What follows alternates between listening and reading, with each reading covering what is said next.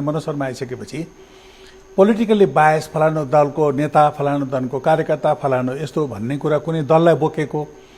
सामान्य समर्थन कतैबाट थियो होला हैन समर्थनको लागि केही आकलन गर्न सक्छौं हामी तर पनि उहाँकोमा पोलिटिकल बायसनेस थिएन जस्तो लाग्छ तर अरु तीन जनामा सरकारले के देख्यो होला भन्दाखेरि अरु तीन जना जस्तै सपनाजीको कुरा गर्नुस् अनि कुमार रेग्मीको कुरा गर्नुस् हरि फुयालकै कुरा गर्नुस् उहाँहरु तीन जना जो क्रस हुनुभयो उहाँहरु तीन जना कुनै न कुनै रूपमा पोलिटिक्समा राम्रो दखल राखेको राम्रो प्रभाव राख्ने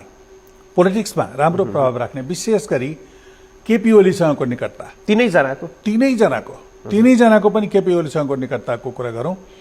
अब हुन त कुमार रेग्मी कांग्रेसको केन्द्रीय सदस्य हुनुहुन्थ्यो हैन पहिला कांग्रेस सदस्य हुनुहुन्थ्यो भए पनि उहाँलाई केपी ओलीको आशीर्वाद उहाँलाई त्यो न्यायाधीशमा आउनका लागि केपी ओलीको साथ समर्थन छ र पछिल्लो दिनमा पनि तपाईले देख्नु भएको छ उहाँका फैसलाहरूदेखि लिएर त्यो सबै कुराहरूबाट यो तीनै जनालाई यो सरकारले के महसुस गर्यो होला भने ती फैसला उहाँले गरेका फैसलाहरू उहाँले गरेका आदेशहरू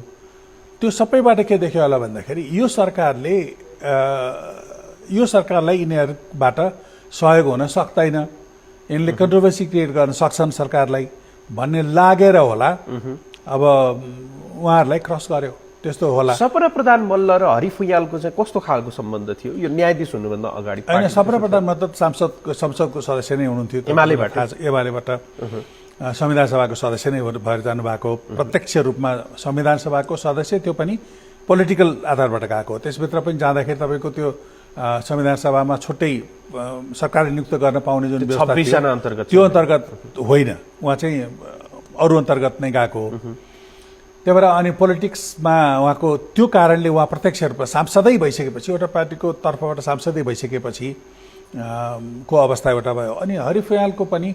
अब उहाँ महान्यायाधिवक्ता केपीको बाटै महान्यायाधिवक्ता बन्नु भएको केपीकै पालाको महान्यायाधिवक्ता हो अनि केपीकै पालाको महान्यायाधिवक्तालाई केपीकै पालामा भनौं न त्यो उहाँलाई चाहिँ पछि न्यायाधीश सर्वोच्चको न्यायाधीशमा ल्याइयो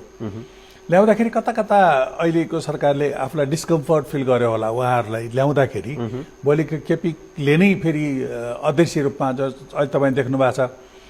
अहिले संवैधानिक निकायहरू जति छन् अहिले यो सरकारको अवस्थालाई हेर्नुभयो पोजिसन हेर्नुभयो भने संवैधानिक निकाय यो सरकारलाई असफल पार्न खोज्ने खालका छन्